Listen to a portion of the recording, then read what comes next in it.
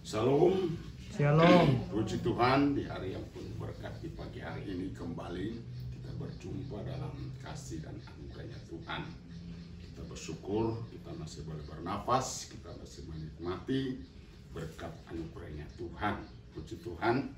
Sebelum kita mendengarkan firman Tuhan, marilah Bapak Ibu Saudara-saudara dikasih oleh Tuhan, kita siapkan hati, pikiran kita, akal budi kita, roh jiwa kita, akal budi sehat kita.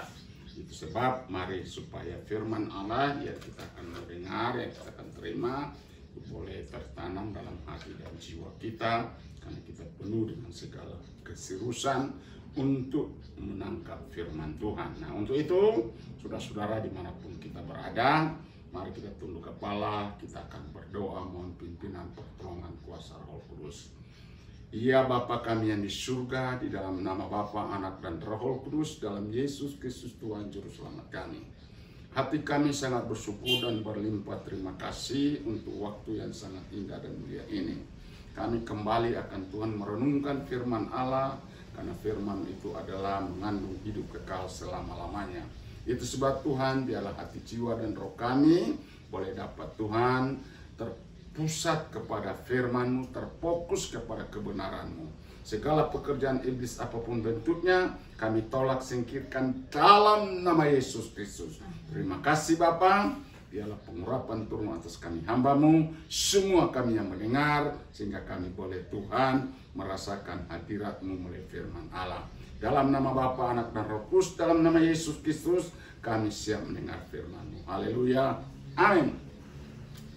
Puji Tuhan, pada pagi hari ini kita akan lihat firman Tuhan bersama-sama, yaitu Yohanes pasal 17 ayat yang ketiga. Ya, firman Allah ini beberapa waktu lalu kita sudah dengar, tapi mari kembali kita akan dengar, bahkan berulang-ulang kali kita dengar. Tetapi firman Allah itu kekal selama-lamanya, setiap hari itu adalah baru adanya. Oke, kalau sudah dapat kita akan baca bersama-sama. Ya, ayat 1 saja kita akan baca bersama. 3, 2, 1. Inilah hidup yang kekal itu, yaitu bahwa mereka mengenal Engkau, satu-satunya Allah yang benar, dan mengenal Yesus Kristus yang telah Engkau utus. Amin. Puji Tuhan. Haleluya. Jadi hidup yang kekal, Bapak Ibu Saudara-saudara dikasih oleh Tuhan, apabila kita yaitu memiliki Kristus Yesus yang telah datang ke dunia ini. Itu sebab Yesus berkata, akulah jalan dan kebenaran dan hidup. Kenapa? Karena di luar Yesus Kristus kita tidak ada kehidupan. Di luar Yesus Kristus kita akan mengalami kematian. Kematian jasmani, kematian rohani, kematian kekal. Jadi sangat mengerikan. Sedang menunggu hidup saudara dan saya hari ini adalah 3 kematian. Kematian rohani, kematian jasmani, dan kematian kekal. Kalau kematian rohani masih ada kesempatan untuk kita memperoleh kehidupan.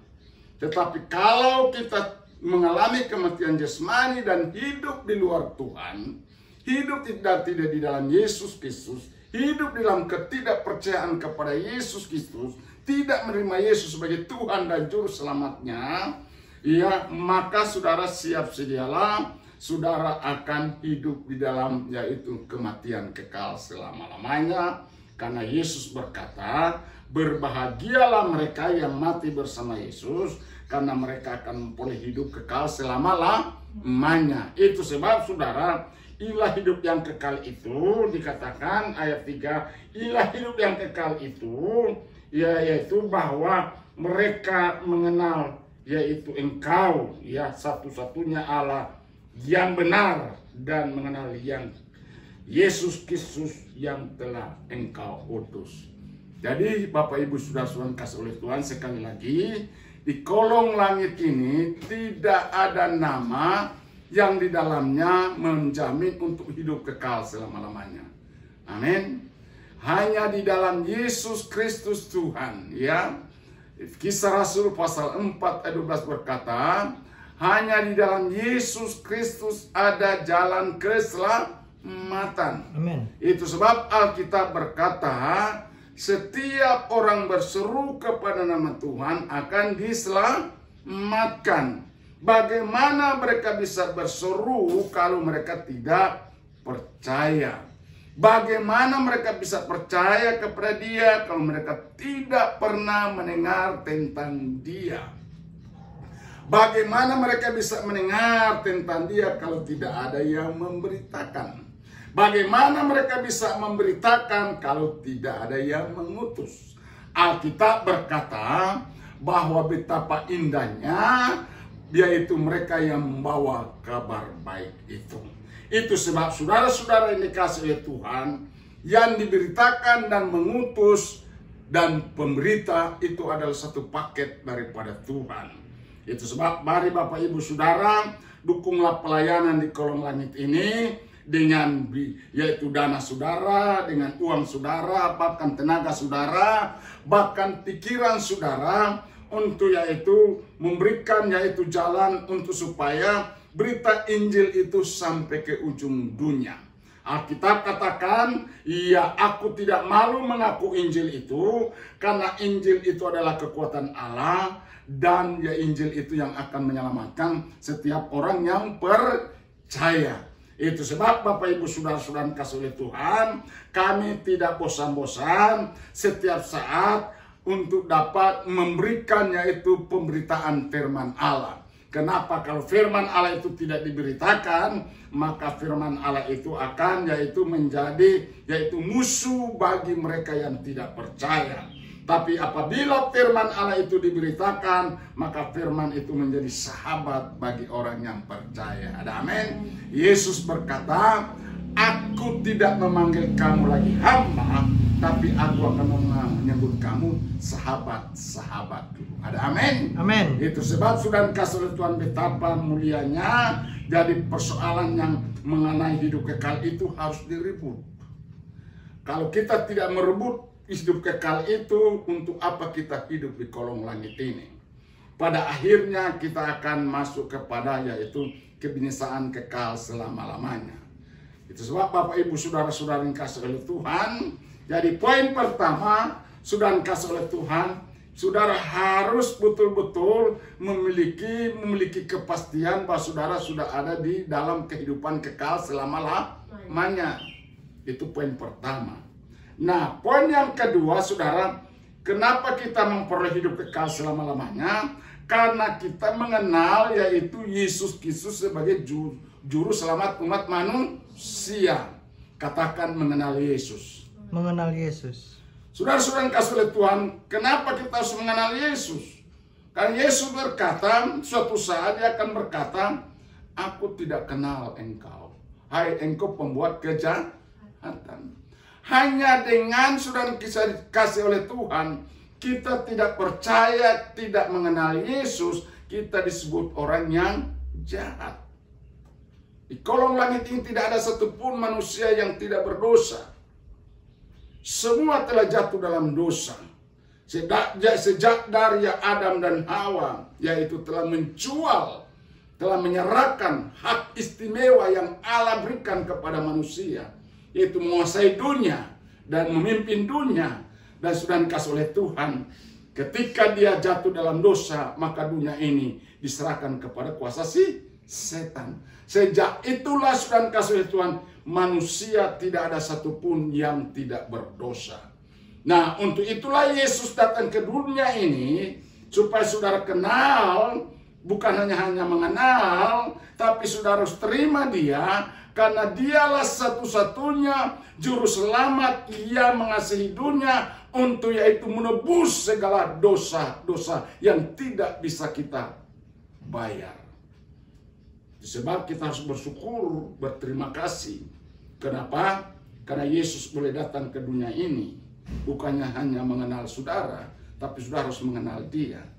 Iya, itu sebab dalam Yohanes pasal 2, 23 dan 25, tolong bantu saya untuk dibaca. Yohanes pasal 2. Ya. Yohanes pasal 2 ayat 23 sampai 25. Yohanes pasal 2 ayat 23 sampai 25.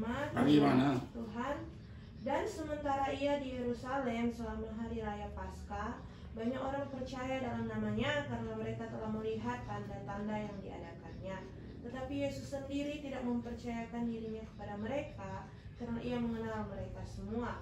Dan karena tidak perlu seorang pun memberi kesaksian kepadanya tentang manusia, sebab ia tahu apa yang ada di dalam hati manusia. Jadi inilah satu-satunya kenapa kita harus dipaksakan untuk mengenal Yesus. Kenapa kita harus dipaksakan supaya hidup kita dalam Yesus Kristus. Kenapa kita harus dipaksakan untuk supaya saudara kita hidup di dalam kebenaran, berjalan dalam kebenaran. Kenapa kita harus dipaksakan agar supaya sedang kasih Tuhan kita tidak masa bodoh masalah keselamatan, masalah mengenal Yesus Kristus. Karena suatu saat Yesus akan berkata, aku tidak pernah mempercayakan kepada setiap orang. Pribadi Yesus tidak semena-menanya untuk dipercayakan kepada orang.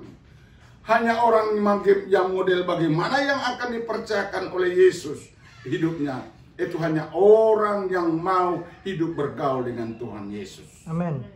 Hanya orang yang mau hidup berkenan kepada Yesus. Hanya orang yang hidup menyenangkan hati Yesus. Hanya orang yang rindu berjumpa dengan Yesus. Hanya orang betul-betul hatinya untuk Tuhan.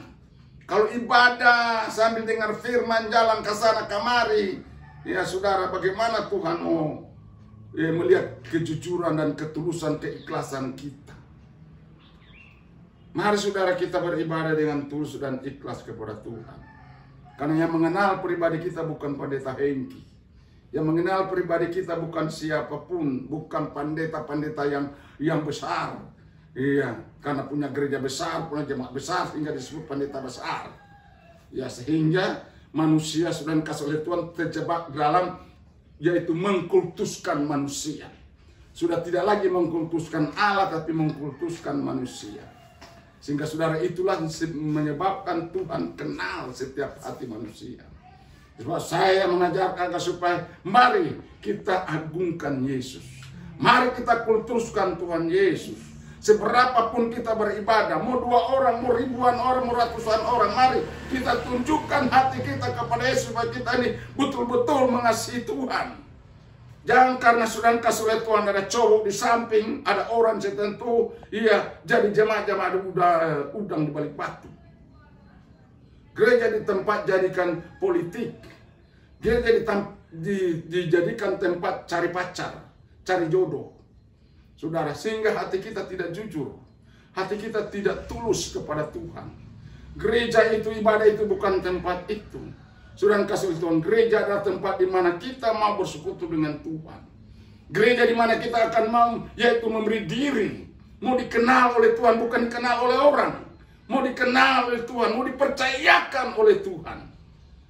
Jadi kalau kita hidup beribadah hanya sudah kasih Tuhan biasa-biasa, saudara, Tuhan Yesus sendiri berkata, aku tidak mempercayakan diriku kepada orang, karena aku kenal setiap orang.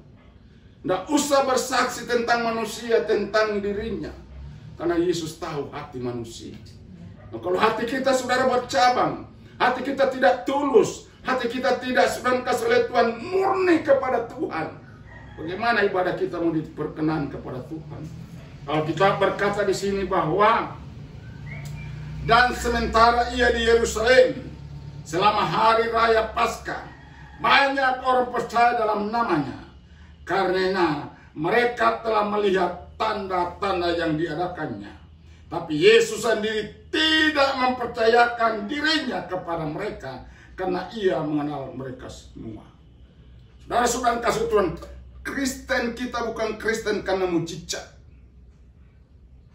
Kristen kita bukan karena Kristen karena mengenal, yaitu pertolongan, yaitu bantuan Tuhan, atau karena sembuh. Kristen kita bukan Kristen karena kita kaya sehingga kita menjadi orang Kristen. Kristen kita bukan Kristen sudah kasih oleh Tuhan dari nenek moyang, dari perut orang tua kita sudah menjadi Kristen. Bukan itu yang Tuhan maksudkan. Kristen yang benar adalah Kristen yang betul-betul mengasihi Tuhan.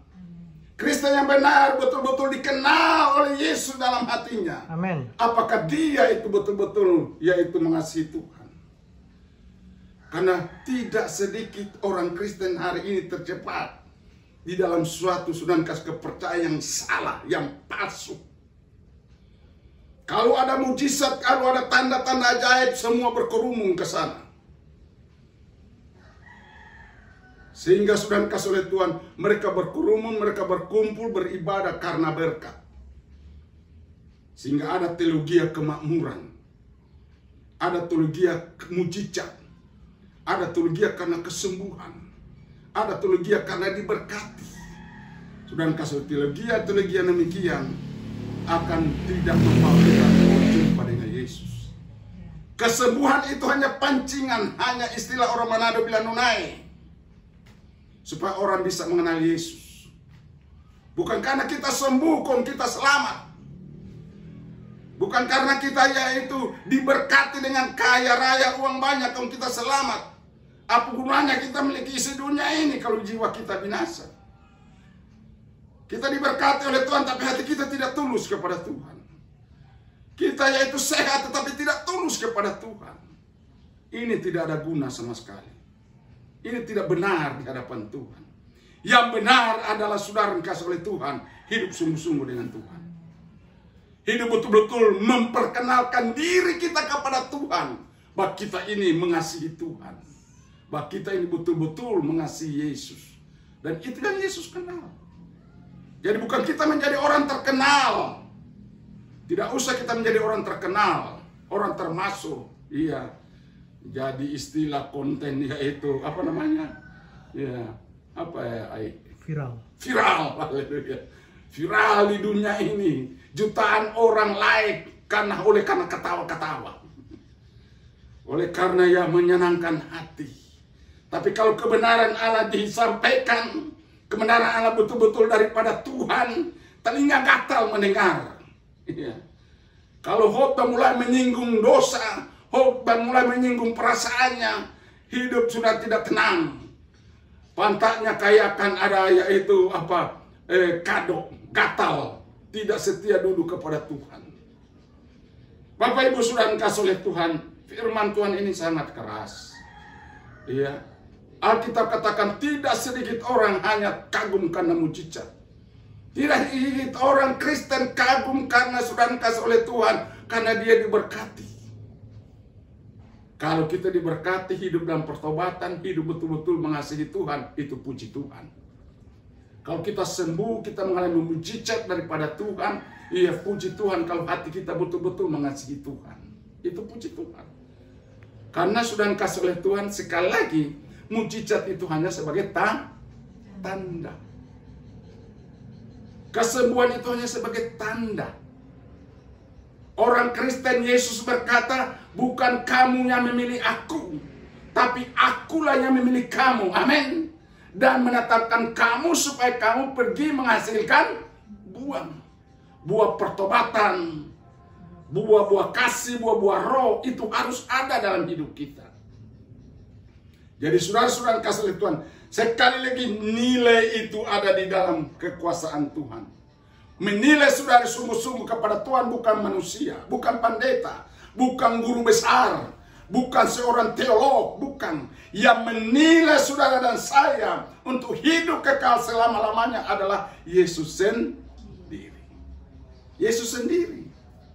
Yesus sendiri yang mengambil yaitu hak untuk menilai saudara. Apapun perbuatanmu, sebesar apapun perbuatanmu, miliaran apapun perbuatanmu, tapi kalau engkau tidak sungguh-sungguh mengasihi Tuhan, tidak sungguh-sungguh mengasihi Allah, tidak sungguh-sungguh mengenal Allah yang benar, itu percuma, omong kosong semua. Apa gunanya sudah dikasih oleh Tuhan kita hidup senang-senang di dunia ini, dan akhirnya Tuhan berkata, aku tidak kenal, enyahlah engkau daripadaku. Kasihan, menyesal. Tapi untuk sebelum itu terjadi, firman Allah telah datang kepada kita. Dikatakan bahwa ayat 24, tapi Yesus sendiri tidak mempercayakan dirinya kepada mereka, karena ia mengenal mereka semua. Katakan, Yesus kenal saya. Yesus kenal saya. Ada amin. Supaya hidup kita dikenal oleh Tuhan, bersungguh-sungguh dengan Tuhan. Itulah hidup kekal selama-lamanya, supaya kita tidak tertinggal di dunia ini. Ketika trompet terakhir dibunyikan, mereka yang ada dalam Yesus akan terangkat bersama-sama dengan Dia. Ada amin? Karena mereka hidup bergaul dengan Tuhan, hidup menyenangkan hati Tuhan, hidup dikenal oleh Tuhan. Hatinya betul-betul terpaut kepada Tuhan. Itulah Mazmur 91 ayat 14 katakan, 14 katakan, orang yang melekat pada Tuhan dikenal oleh Tuhan. Ada amin? Orang yang mengasihi Tuhan dikenal oleh Tuhan. Ya, itu sebab Allah turut bersama-sama bagi mereka yang mengasihi Allah.